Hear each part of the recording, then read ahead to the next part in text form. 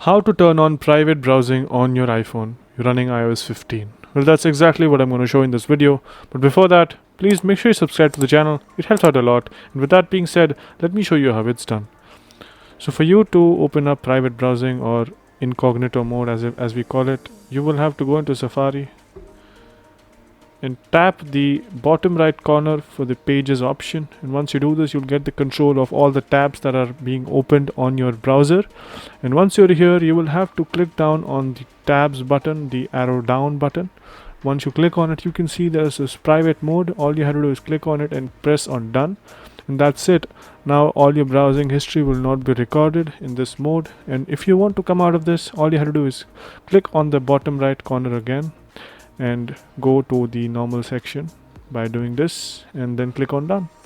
That's it. You are now back to normal, and yeah, that's pretty much it. I hope this video is helpful to you guys. If it is, make sure you subscribe to the channel, like the video, and also comment down below on what next videos we should make. Thank you for watching. Bye bye.